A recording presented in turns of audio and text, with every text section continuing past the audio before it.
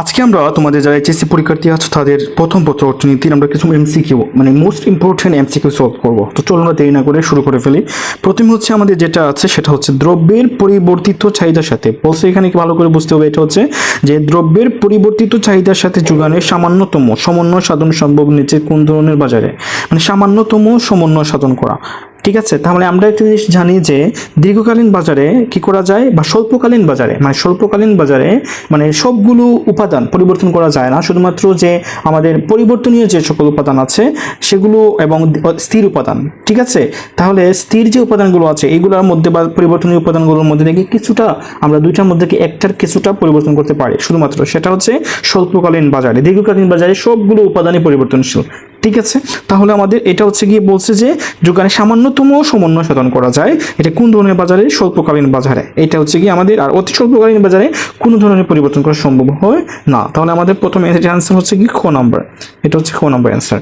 ওকে, তারপর হচ্ছে কোন বাজারে ক্রেতা বিক্রেতা এককভাবে দামকে প্রভাবিত করতে পারে না, মানে কোন বাজারে ক্রেতা এবং বিক্রেতা এককভাবে মানে দামকে প্রভাবিত করতে পারে না, ক্রেতা এবং বিক্রেতা একা একা। ঠিক আছে, এটা হচ্ছে মনোপলি বাজারে ক্রেতা এবং বিক্রেতা কোনোভাবেই কিন্তু নিজের দামটা তৈরি করতে পারে না বা সৃষ্টি করতে পারে না, বা তার চাইলেই কিন্তু দামটাকে প্রভাবিত করতে পারে না, বাড়াতে পারে না, কমাতে পারে না, এটা কিন্তু কখনোই সম্ভব না।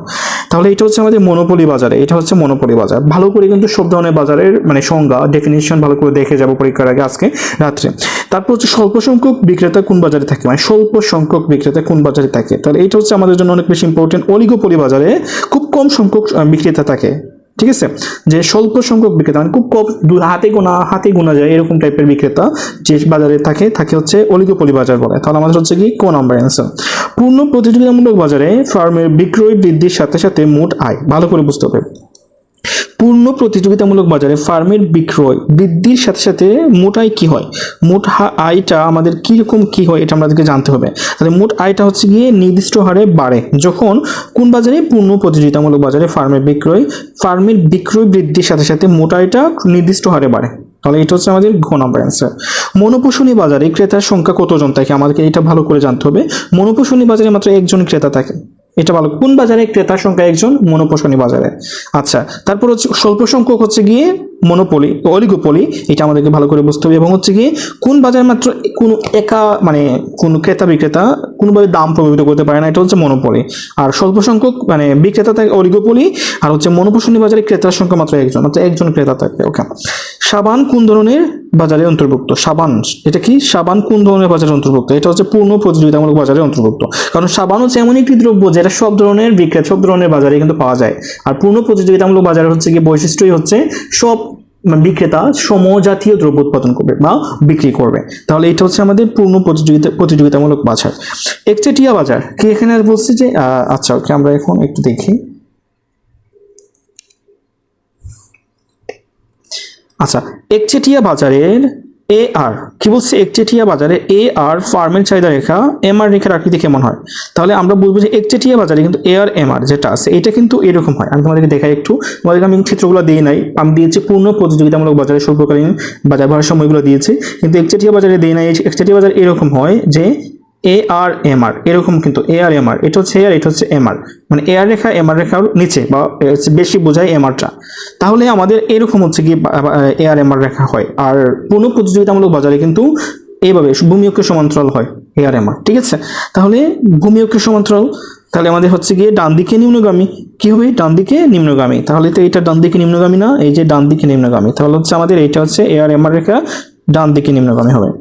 তারপর হচ্ছে গিয়ে আমাদের পরের যেটা কোয়েশ্চেন আছে সেটা হচ্ছে আমরা দেখবো এভাবে যে কোন বাজারে ফার্মকে দাম সৃষ্টিকারী মার্কেট হিসেবে বিবেচনা করা, মানে দাম সৃষ্টি করা, দাম নিজে তৈরি করতে হয়, এটা কোন ধরনের বাজারে? মনোপলি বাজারে। কোন বাজারে? মনোপলি বাজারে কিন্তু মানে দাম নিজে তৈরি করা যায়। ঠিক আছে, মানে দাম সৃষ্টিকারী হিসেবে বিবেচনা করা হয় মনোপলি বাজারকে। পূর্ণ প্রতিযোগিতামূলক বাজারে মুনাফার প্রকৃতি নির্ধারণে কোনটি ভূমিকা রাখে, মানে পূর্ণ প্রতিযোগিতামূলক বাজারে মুনাফার প্রকৃতি নির্ধারণে কোনটি ভূমিকা রাখে? গড়বে, তারপর হচ্ছে প্রান্তিক আয়, গড় আয় এবং প্রান্তিক ব্যয়। তাহলে এটা হচ্ছে আমাদের গড় আয়টা হচ্ছে কিন্তু আমাদের পূর্ণ প্রতিযোগিতামূলক বাজারে মুনাফার প্রকৃতি নির্ধারণে ভূমিকা রাখে গড় আয়। কোন বাজারে ফার্ম ও শিল্প একই বলে বিবেচিত, মানে কোন বাজারে ফার্ম এবং শিল্প দুইটাই একই? তাহলে এটা হচ্ছে আমাদের কাছে পূর্ণ প্রতিযোগিতামূলক বাজারে ফার্ম এবং শিল্প দুইটাই কিন্তু সেম, একই জিনিস। ঠিক আছে, পূর্ণ প্রতিযোগিতামূলক বাজার। ওকে, ফার্মের বৈশিষ্ট্য কি? ফার্মের বৈশিষ্ট্য কি এটা আমাদেরকে ভালো করে বুঝতে হবে। স্বল্পকালে ও স্বাভাবিক মুনাফা অর্জন করতে পারে, একটা হচ্ছে কি ফার্মের বৈশিষ্ট্য না। ফার্মের ভারসাম্য শিল্পের ভারসাম্যের উপর নির্ভর করে, এটা কি হতে পারে? তারপর হচ্ছে এখানে আরো আছে যে আমরা এখন দেখি, এই যে এখানে দুইটা আছে, আমরা দেখবো কোনটা।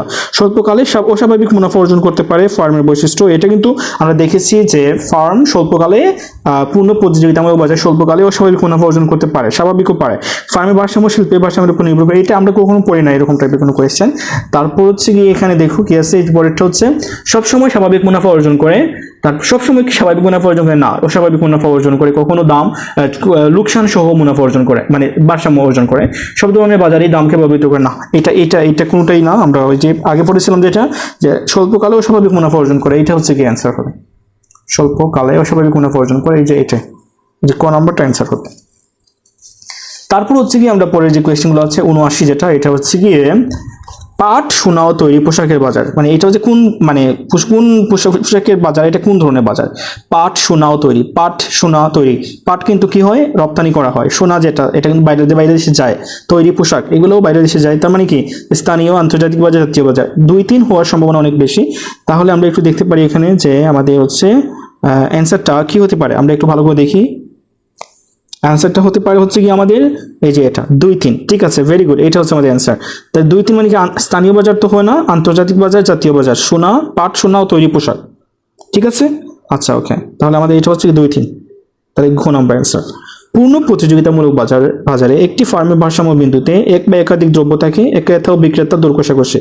আচ্ছা, এটা কিন্তু ভালো করে বুঝতে হবে আমাদেরকে যে পূর্ণ প্রতিযোগিতামূলক বাজারে একটি ফার্মের ভারসাম্য বিন্দুতে কি কি থাকে, একটা মানে দর কষাকষি, ক্রেতা বিক্রেতা, এক বা একাধিক দ্রব্য, এইরকম তিনটাই কিন্তু আমার কাছে লাগতেছে, তিনটাই হবে অ্যান্সার। কি 80 নম্বর যেটা হচ্ছে আমাদের, এটা হচ্ছে কি ঘ, আমাদের হচ্ছে তিনটাই অ্যান্সার হবে। এক বা একাধিক দ্রব্য হয় পূর্ণ প্রতিযোগিতামূলক বাজারে, তারপর হচ্ছে ক্রেতা বিক্রেতা, এটা তো থাকে, দর কষাকষি অবশ্যই থাকবে, তাহলে হচ্ছে আমাদের ঘ নাম্বার অ্যান্সার।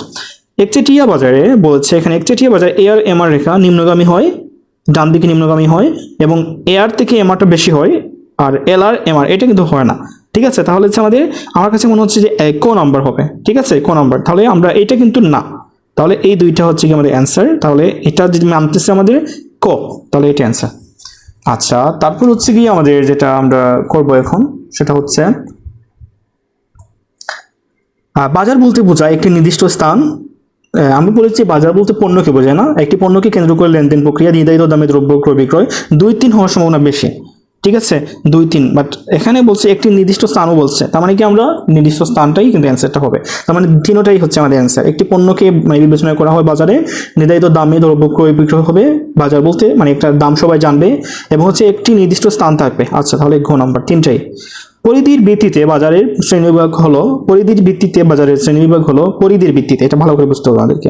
মাছ ও দেশীয় বস্ত্র ও স্বর্ণের বাজার, স্বল্পকালীন বাজার, একচেটিয়া বাজার, দীর্ঘকালীন বাজার, স্থানীয় বাজার, তাহলে জাতীয় বাজার, আন্তর্জাতিক বাজার। আমার কাছে মনে হচ্ছে যে 2-3 হওয়ার সম্ভাবনা, মাছ, দেশীয় বস্ত্র, স্বর্ণের বাজার, তিনটাই হওয়ার সম্ভাবনা বেশি, অনেক বেশি। তাহলে আমরা দেখি তিনটাই কিন্তু হবে, কারণ মাছ, দেশীয় বস্ত্র বাজারের শ্রেণীবিভাগ, মাছ, দেশীয় বস্ত্র, স্বর্ণের বাজার, স্বর্ণের বাজার, এটা হচ্ছে কি আমাদের আন্তর্জাতিক বাজার, এটা হচ্ছে আমাদের দেশীয় বস্ত্র, জাতীয় বাজার, মাছ হচ্ছে আমাদের স্থানীয় বাজার, স্বল্পকালীন বাজার, একচেটিয়া বাজার, দীর্ঘকালীন বাজার, এগুলো সব বাজারের মানে ভিতরে পড়ে, জাতীয় বাজার, আন্তর্জাতিক বাজার, সবগুলাই হচ্ছে আমাদের বাজারের ভিতরে পড়তেছে। তার মানে কি ঘ নাম্বার অ্যান্সার। তারপর হচ্ছে কি আমাদের যেটা 84 নম্বর, ডুওপলি বাজারের বৈশিষ্ট্য হলো, ডুওপলি মানে কি দুজন বিক্রেতা থাকবে, ঠিক আছে। তার মানে কি বিক্রেতা দুজন, ক্রেতার অসংখ্য থাকতে পারে, বিক্রেতার সংখ্যা বৃদ্ধি পাবে না। আচ্ছা, এই মনে হচ্ছে আমার কাছে যে এখানে আমাদের ক নাম্বার 1-2 বলছে যে বিক্রেতার সংখ্যা বৃদ্ধি পাবে না। এখানে ডুওপলি বাজারে বিক্রেতার সংখ্যা বৃদ্ধি পাবে না। তারপর আমাদেরকে ক নাম্বারে বলছে 1-2, তাহলে বিক্রেতা দুজন, ক্রেতা অসংখ্য, তাহলে আমাদের এই দুইটা অ্যান্সার হবে। তাহলে কি ডুওপলি বাজারের বৈশিষ্ট্য হচ্ছে কি বিক্রেতা দুজন থাকবে, ক্রেতা অসংখ্য থাকবে, তাহলে এটা হচ্ছে আমাদের মানে আমরা উত্তরটা দিব 1-2, তাহলে 1-2 হচ্ছে গিয়ে আমাদের এটা আনসার হবে। তো আজকের জন্য এতটুকু, সি ইউ অন্য কোনো ভিডিওতে। আল্লাহ হাফিজ।